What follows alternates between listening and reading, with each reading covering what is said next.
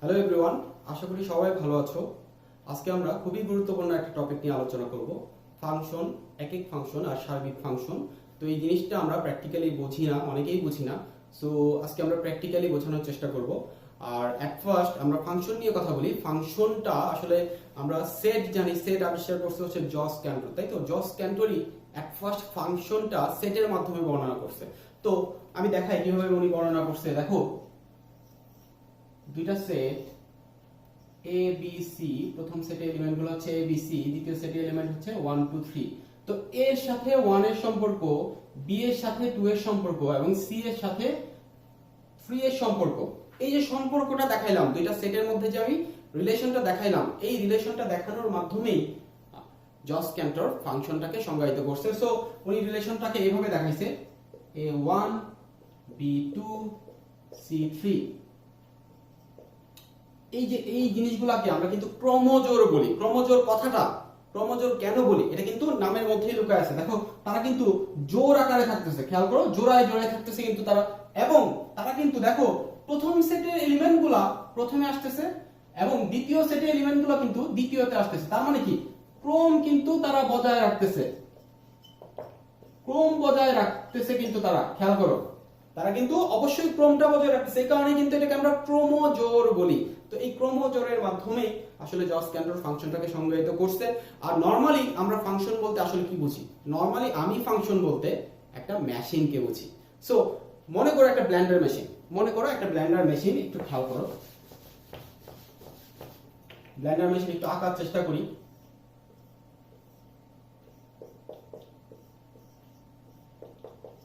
ধরি এটি একটা ব্লেন্ডার মেশিন, ম্যাথমেটিক্সে অনেক কিছু ধরে নিতে হয়। সো ধরি এটা একটা ব্লেন্ডার মেশিন। ব্লেন্ডার মেশিনে আমরা জানি বিভিন্ন ধরনের ফল ফ্রুট দিলে সেখান থেকে জুস বের হয়। ধরি আমি এখানে আম বা জাম এই জাতীয় ফল দিলাম, তাহলে আমরা এখানে কিন্তু জুস পাবো। তো এই যে একটা মেশিনে আমরা যে সকল জিনিস দিতে পারি, সেই সকল জিনিসই কিন্তু ওই মেশিনটার ডোমেন।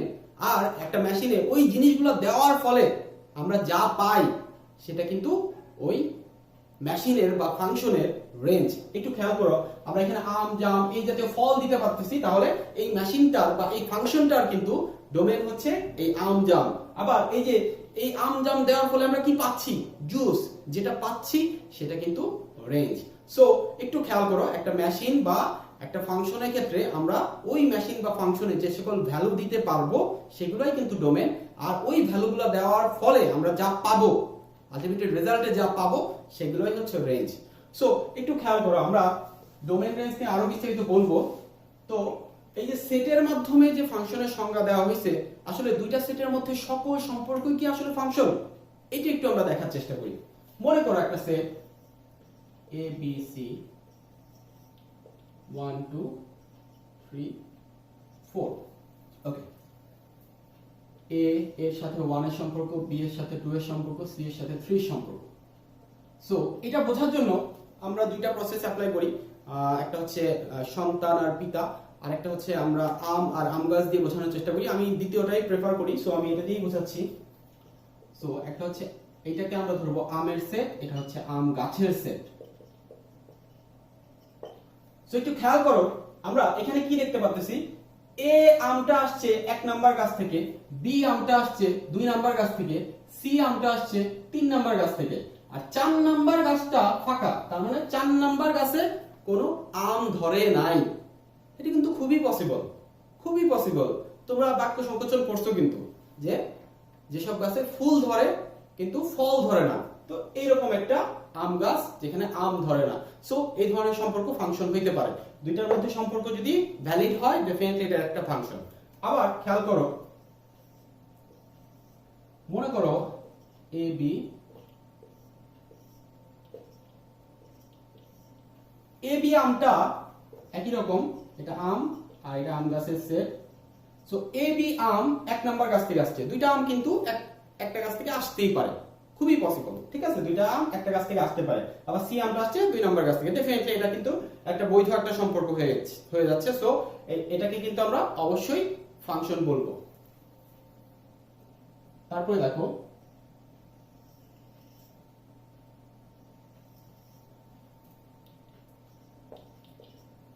1 2 3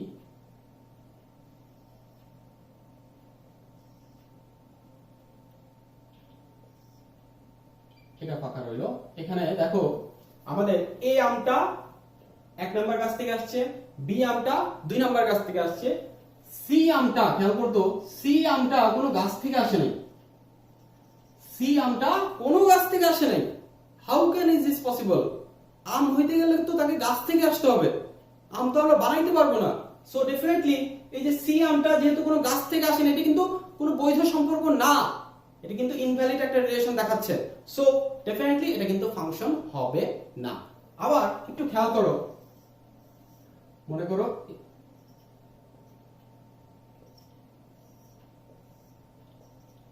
দেখো এটা দিয়ে কি বোঝাচ্ছে, এটা আমের সেট, এটা হচ্ছে আম গাছের সেট। সো এই আমটা 1 এবং 2 নাম্বার গাছ থেকে আসছে, একটা আম 2টা গাছ থেকে আসছে, কি বলে এসব?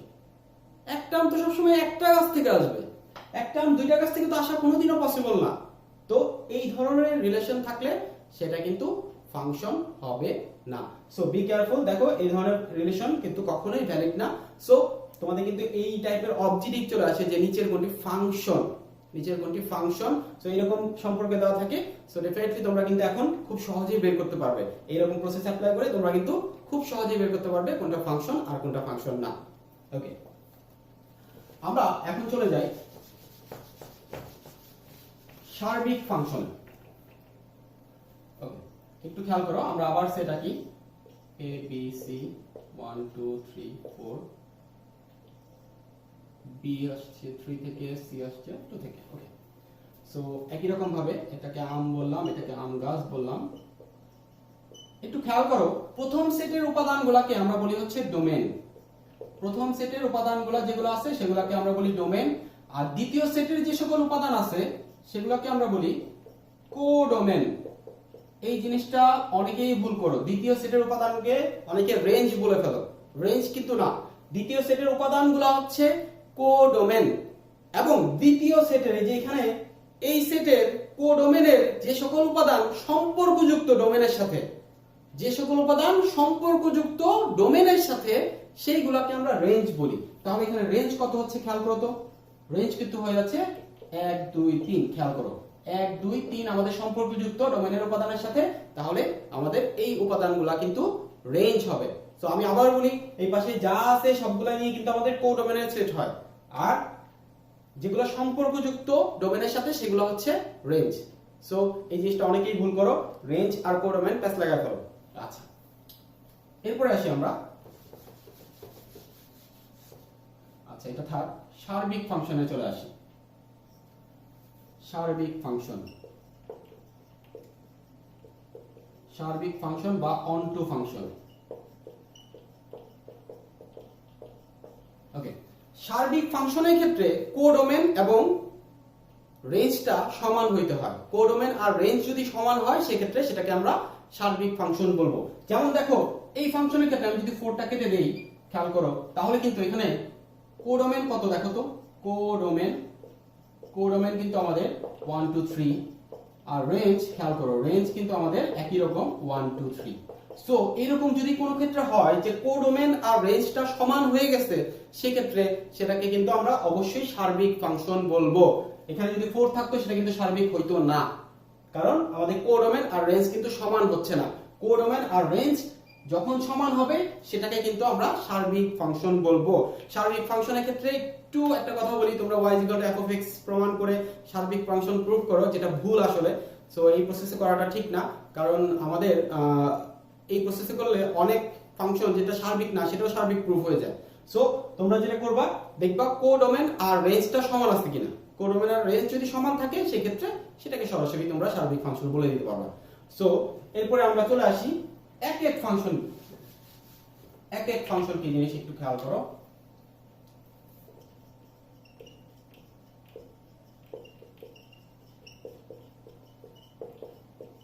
One function. তো এক এক ফাংশনটা একটু খেয়াল করো, আমার কথাটা একটু খেয়াল করো। রেঞ্জের প্রতিটি উপাদানের সাথে যদি ডোমেনের একটি একটি করে উপাদানের সম্পর্ক থাকে, সেক্ষেত্রে সেটাকে আমরা এক এক ফাংশন বলবো। খেয়াল করো, রেঞ্জ মানে কি, যেগুলো সম্পর্কযুক্ত, রেঞ্জের প্রতিটি উপাদানের সাথে ডোমেনে যদি একটা একটা করে সম্পর্ক, খেয়াল করো 1 এর সাথে a এর সম্পর্ক, 2 এর সাথে c এর সম্পর্ক, 3 এর সাথে b এর সম্পর্ক, একটা একটা করে সম্পর্ক না, একটা একটা করে যদি সম্পর্ক হয় সেক্ষেত্রে সেটাকে আমরা এক এক ফাংশন বলবো। নামের মধ্যেই কিন্তু লুকায় আছে এক এক ফাংশন, একটা একটা করে সম্পর্ক হবে। সো একটু খেয়াল করো, আমি যদি এখানে 4 দেই সেটা কি এক এক ফাংশন হবে? হবে, কোনো সমস্যা নেই। আমি তো বলছি রেঞ্জের, রেঞ্জ মানে কি, সম্পর্কযুক্ত উপাদানগুলোর সাথে যদি একটা একটা করে সম্পর্ক থাকে সেটা এক এক ফাংশন। এখানে কোডোমেন তো আমি বলি নাই। সো এখানে যদি ফাঁকা কোনো আইটেম থাকে কোনো সমস্যা নেই, 4 5 আরো থাকলো কোনো সমস্যা নেই। সো এখানে রেঞ্জের প্রতিটি উপাদানের সাথে যদি আমাদের ডোমেনের একটা একটা করে উপাদানের সম্পর্ক থাকে সেটাকেই কিন্তু আমরা এক এক ফাংশন বলবো। সো আশা করি সবাই সার্বিক ফাংশন এবং এক এক ফাংশন বুঝতে পারছো। আজকের এই লেকচারের পরে কারো এটা নিয়ে সমস্যা হবে না। এখন একটা ইম্পর্টেন্ট টপিক নিয়ে আলোচনা করি। অনেকেই মনে করে যে একটা ফাংশন যদি সার্বিক হয় তাহলে এক এক হয়, আবার এক এক হইলেও সার্বিক হয়। এটা কিন্তু আসলে ঠিক না। আমরা একটু দেখি, দেখো কয়েক ধরনের আমরা ফাংশন দেখি। a b 1 2, এটা কি সার্বিক? এটা অবশ্যই সার্বিক, কারণ কি আমাদের কোডোমেনের সাথে রেঞ্জ মিলে গেছে, তাই তো? কোডোমেনও এখানে 1 2, রেঞ্জও কিন্তু আমাদের 1 2, তাহলে এটা অবশ্যই সার্বিক। এটা কি এক এক হবে? অবশ্যই এক এক, কারণ কি রেঞ্জের প্রতিটি উপাদানের সাথে আমাদের কিন্তু ডোমেনের প্রতিটি উপাদান একটা একটা করে উপাদানের সম্পর্ক, সো ডেফিনেটলি এক এক হবে। আবার এখন আসি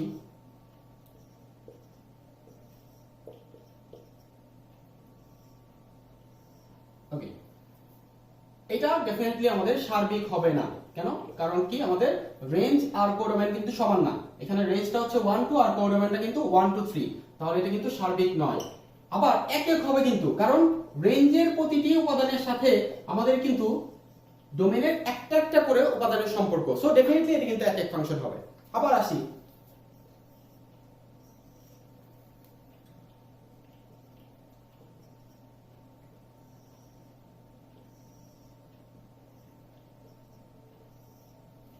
খেয়াল করো, এখানে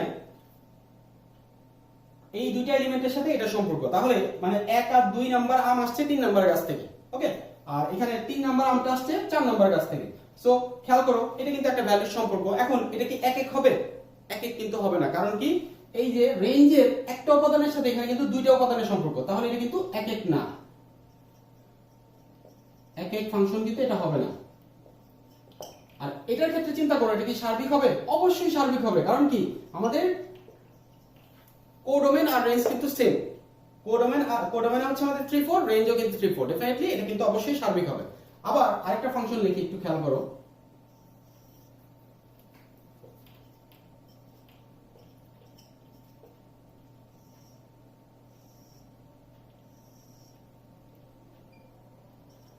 এখানে একটু খেয়াল করো, এটা কিন্তু ডেফিনেটলি আমাদের এক এক ফাংশন না, কারণ এই যে একটা উপাদানের সাথে কিন্তু এখানে দুইটা উপাদানের সম্পর্ক, ডেফিনেটলি এটা কিন্তু আমাদের এক এক ফাংশন নয়।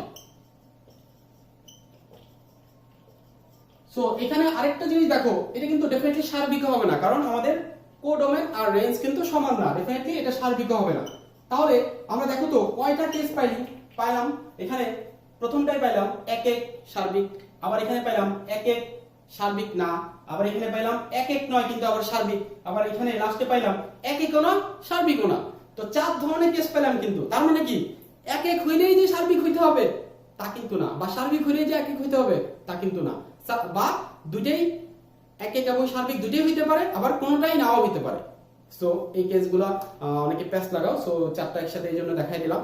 তো এক এক ফাংশন, সার্বিক ফাংশন, এটা নিয়ে আশা করি কারোর কোনো প্রবলেম হবে না। সো তারপরে যদি কারো কোনো সমস্যা থাকে, কোনো বিষয় নিয়ে কোশ্চেন থাকে, সেক্ষেত্রে আমাকে কমেন্ট সেকশনে জানাতে পারো। আর নেক্সট আমরা ইনশাআল্লাহ আমরা বিপরীত ফাংশন এবং ডোমেন রেঞ্জ নিয়ে আরো বিস্তারিত আলোচনা করব। সে পর্যন্ত সবাই ভালো থাকবে, সুস্থ থাকবে। আল্লাহ হাফেজ।